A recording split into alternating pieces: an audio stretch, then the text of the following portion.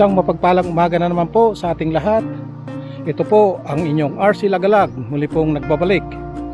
At ngayong umaga nga ay ating itutuloy ang pagbibisita dito sa Bolinao, Pangasinan. At ito yung isa pa na naka-schedule nating bisitahin, itong kanilang falls 1, 2, 3. So tatlong falls po ito na ating bibisitahin sa umagang ito. At balita namin, napakaganda daw ang falls na ito. So samahan nyo lang ako sa aking pamamasyal at ating sabay-sabay na panoorin ang falls na ito. At baka sakaling kayo ay magawi rito, mamasyal, may idea na po kayo kung gaano ito kaganda. Okay po, samahan nyo ako sa aking pamamasyal. Let's go! Dito tayo ngayon sa falls number 1 sa Bolinao pa rin, Bolinao, Pangasinan. So pasyalan natin itong unang falls dito. So guys, mga dito sa Bolinao na ito, yung falls, tatlo ito. So bali falls 1, 2, and 3. So ito yung unang pinasok natin. Ito yung falls number 1. Bawat falls, so may mga entrance siya. 20 pesos per head, then 10 pesos ang parking fee para sa motor, 20 naman pag tricycle, ganoon. So pataas ng pataas. Ito yung falls number 1.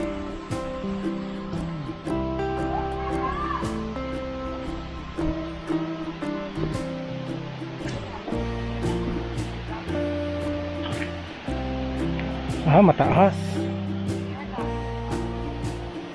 Galing.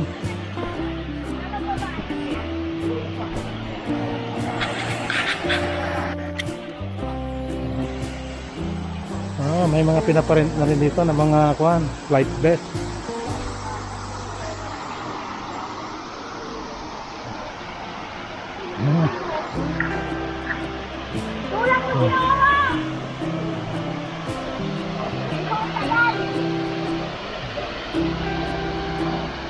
Malalim yung tubig.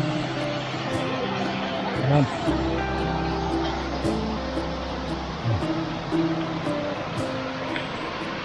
So ito yung falls number 1. Ayan, so may mga tao doon na tatalon sila. Panoorin lang natin yung mga tao na tatalon.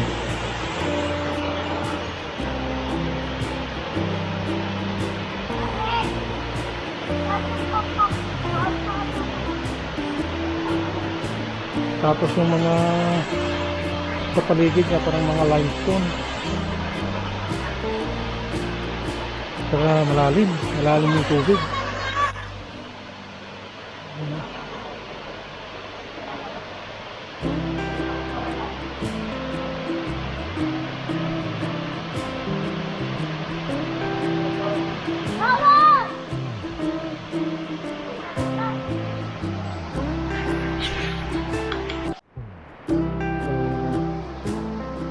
Napakalinaw ng tubig dito.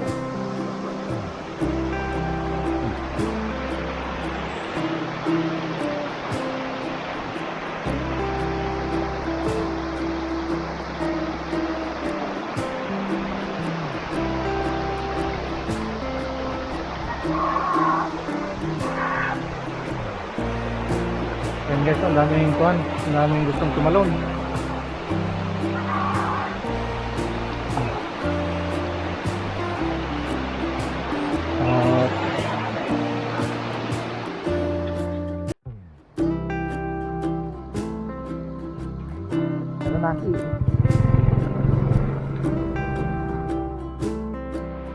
Dito po tayo ngayon sa falls number 2.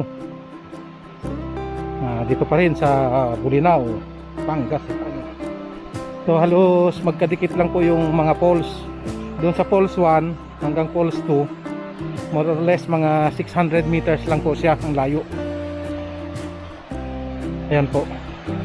So mas mababa yung falls dito. Unlike doon sa falls number 1, mataas siya. Dito mababa lang siya.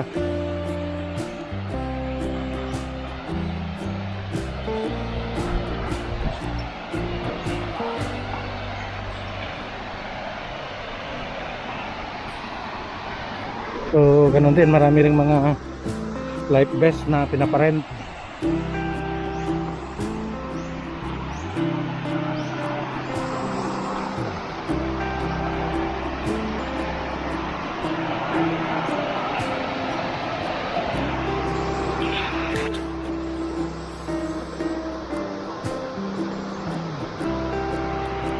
Ayan guys, oh, kalinaw ng tubig.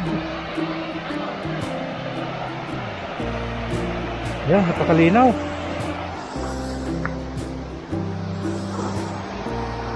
Ayan, napakasarap maligo.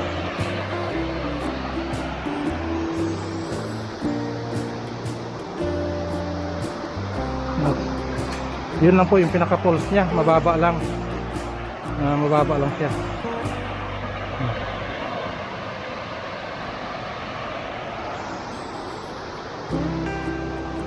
Tignan tuloy natin yung spring pa rito na isa.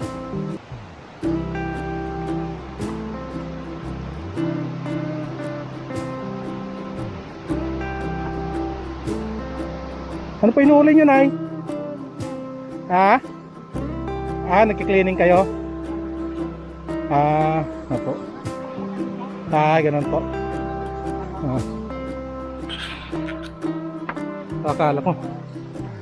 Akala ko nangingisda sila, hindi pala, naglilinis pala. Very good at nililinis nila yung mga lumot, tinatanggal nila kaya malinis.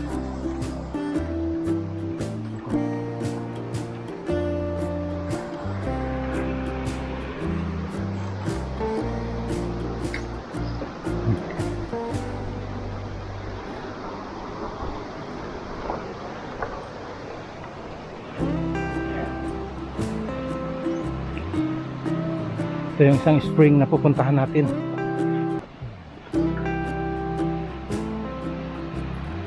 Yan, tapos may isa pa pong falls na pupuntahan natin, yung falls number 3.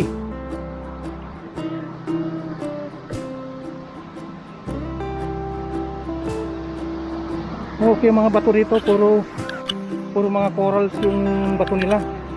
Yung bato sa ilog, oh. Baka parang dagat siguro nung araw ito. At puro corals yung bato nila. Yan, wala man lang tayo makitang bato rito na yung natural na bato ng ilog, kundi puro bato ng corals, bato ng dagat.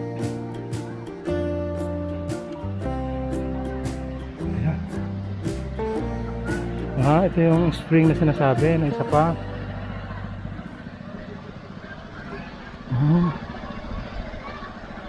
Wow.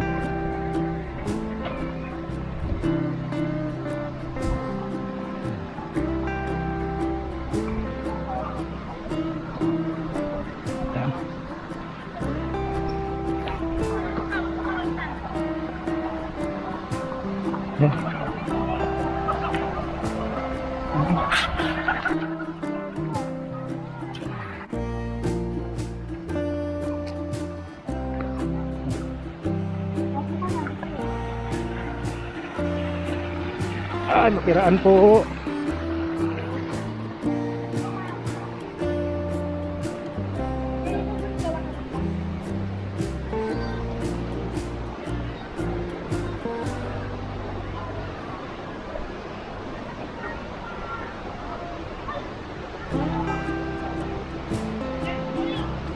Ito.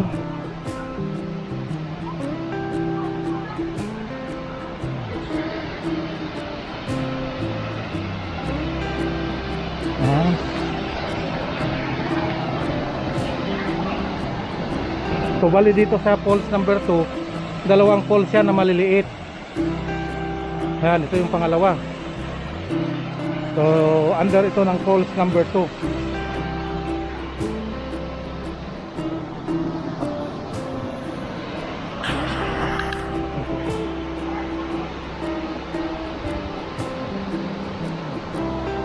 Ayan, then may diving board din sila doon, no? Pwedeng mag-dive doon.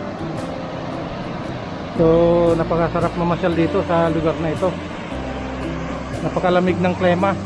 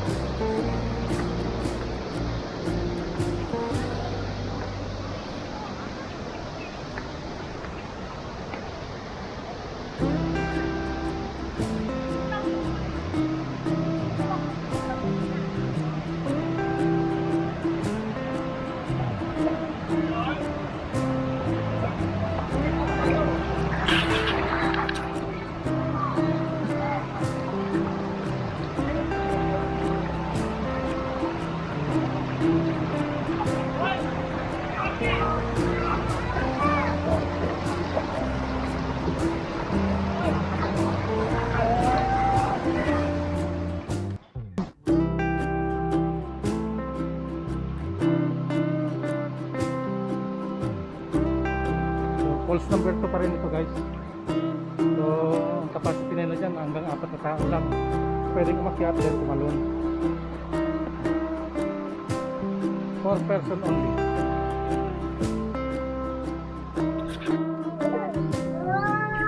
Falls number 3.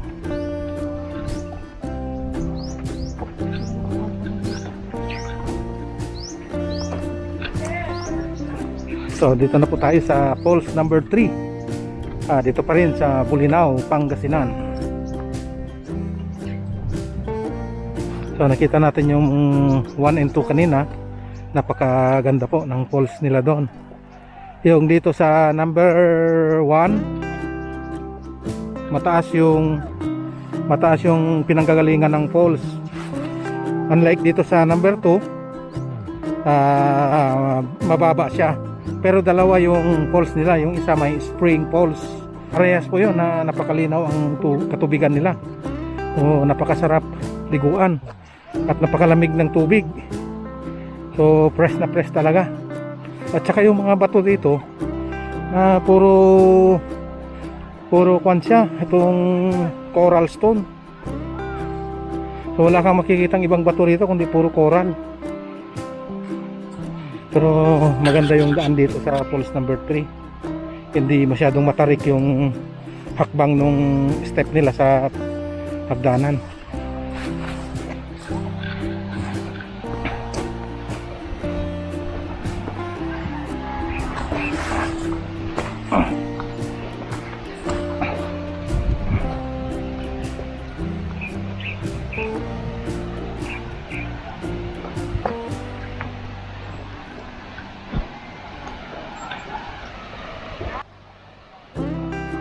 Kiraan po.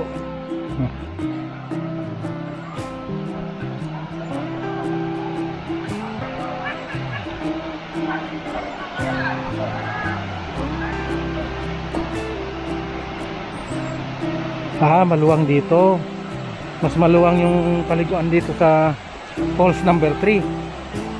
Ayan o.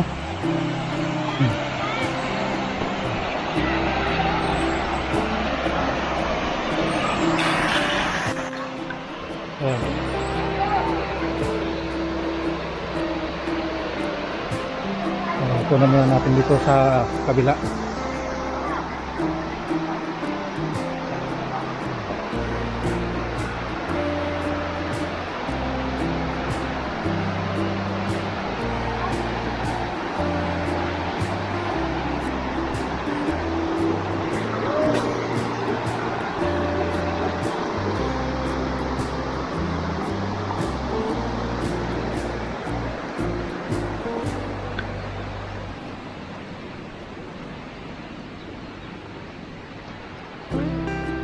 Wow, ang ganda.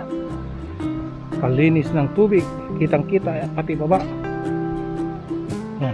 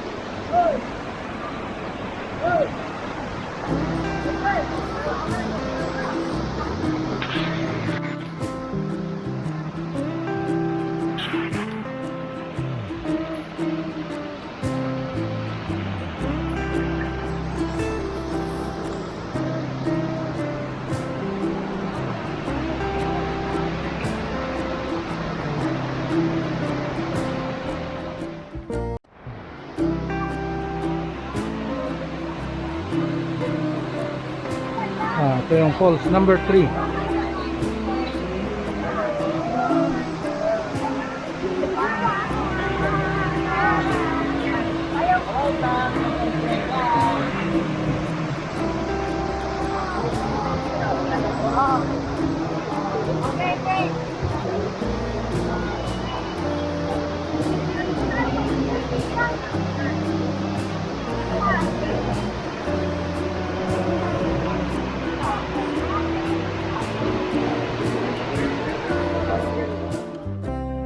At yan po mga kalagalag, naipasyal ko na kayo dito sa falls number 1 and 2 and 3 dito po sa Bolinao, Pangasinan.